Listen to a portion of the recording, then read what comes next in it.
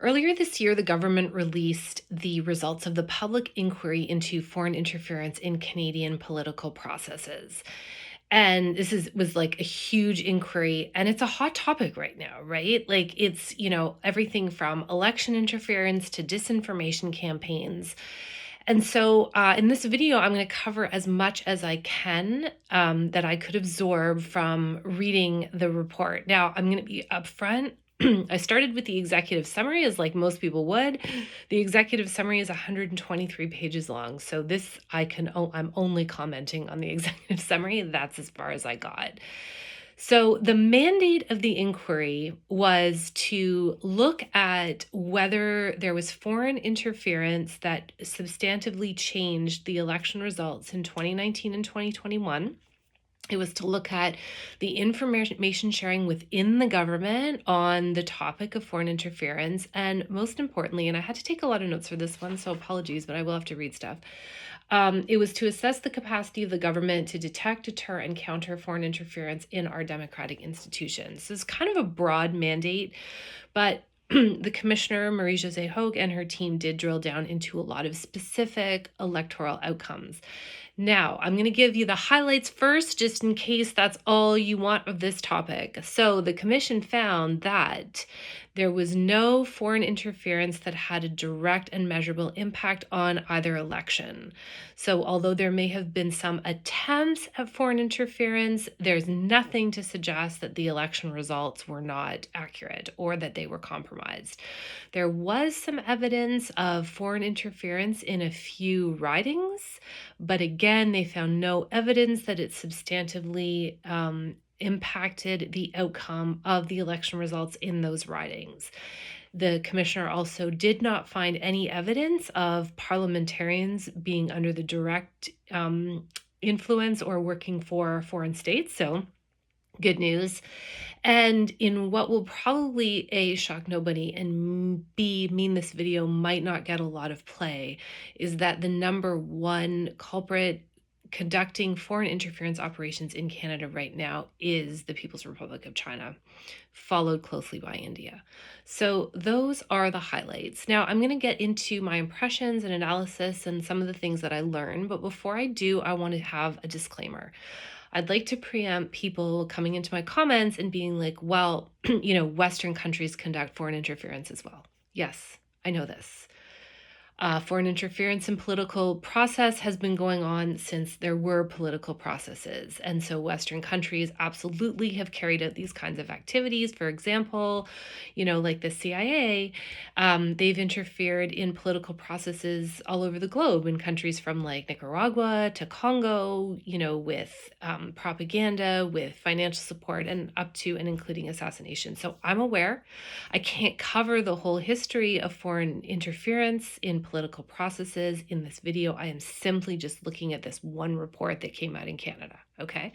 So in terms of my impressions and the mandate, one of the things that it didn't cover was non-state interference. So keep that in mind.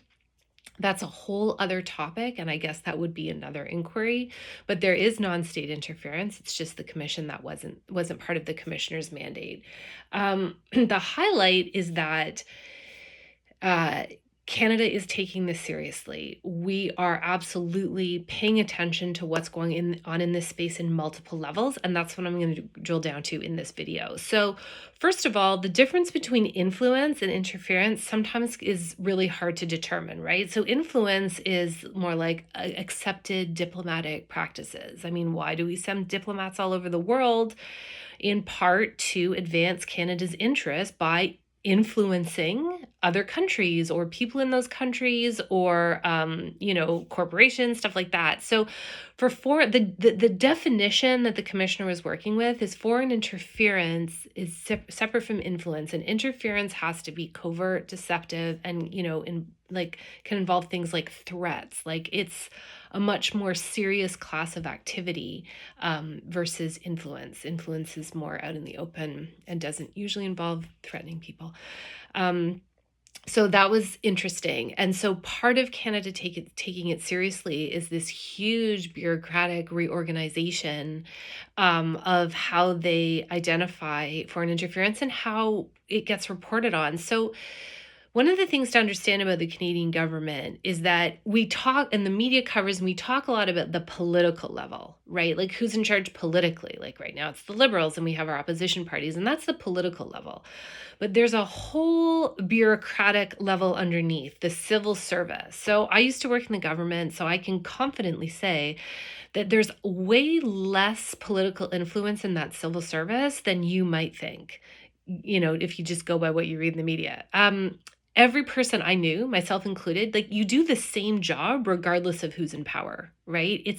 We're very nonpartisan at the civil service level.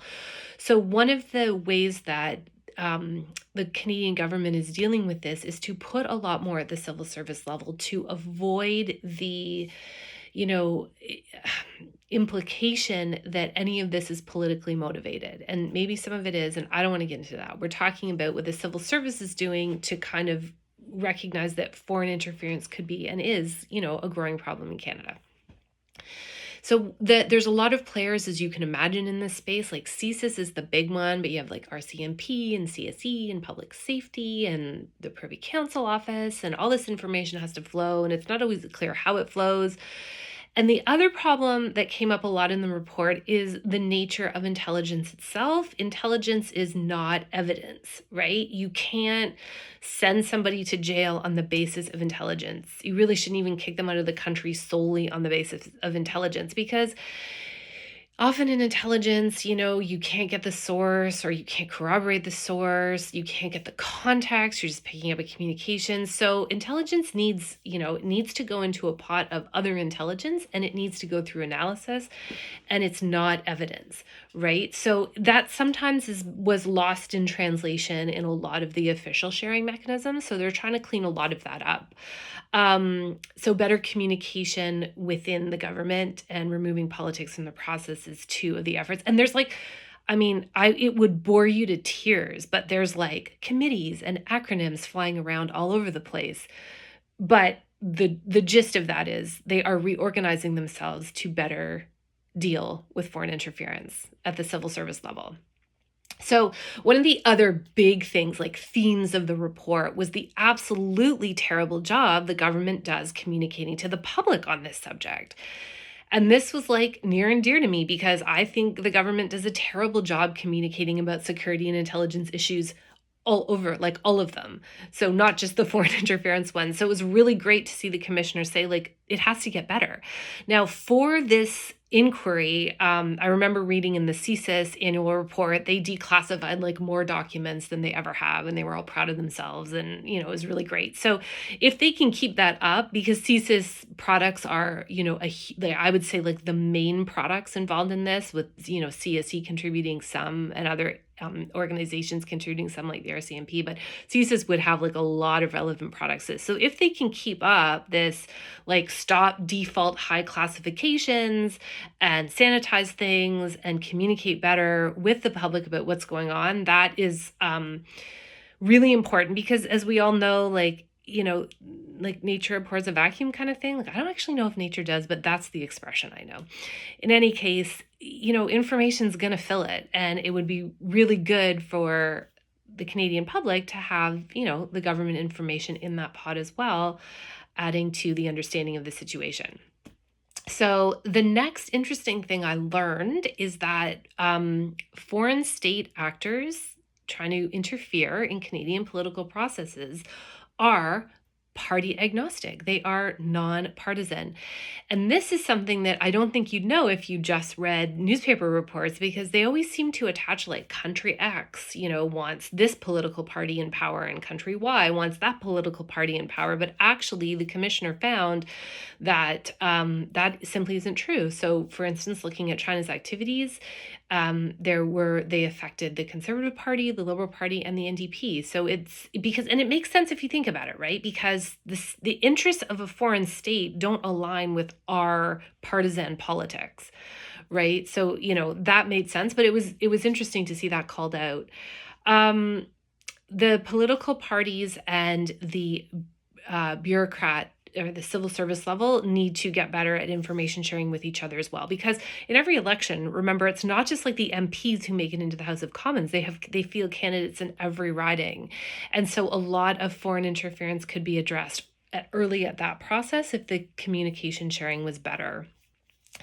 And so the report goes into like the commissioner says a lot, like, which I really appreciated, that disinformation is a big problem. Now she's just focusing on like elections and political processes, but like disinformation writ large in terms of, changing and our values to sort of undermine democracy, like this is a problem.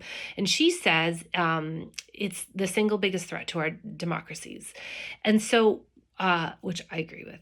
So one of the like surprises in this report for me, because you go into this report, security, intelligence, election interference, like I thought, I can pretty much guess who all the players are. But surprisingly, this report makes mention of the Department of Canadian Heritage. And I did not expect to see that department in this report. And so, those of like the heritage minutes and stuff like that. And so I got to read this out because I'm so unfamiliar with this department. Like I had never come across this stuff before, but they have this initiative called the Digital Citizen Initiative, and they are trying to build resilience against online disinformation. And I was like, this is brilliant. We need more of this stuff. So I don't know exactly what that means or what it does. I'm definitely going to go look into it.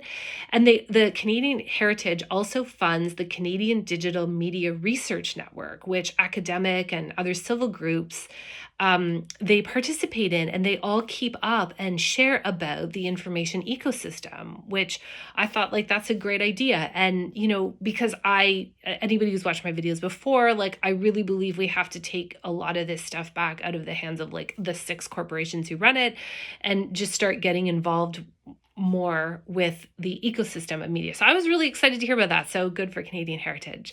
And that's it. Oh my gosh, 12 minutes in, that is the report. So if you have any questions, okay, that's not the report. As I said, there's probably like 1,000 pages I didn't read, but that's like the best I can do right now.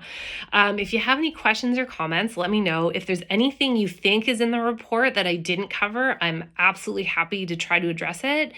And yeah, let me, like your thoughts on this. Is it useful? Are these kinds of inquiries great? Like anything you want to learn in this space? Because this is really interesting to me. Otherwise, I hope everyone's doing wonderful.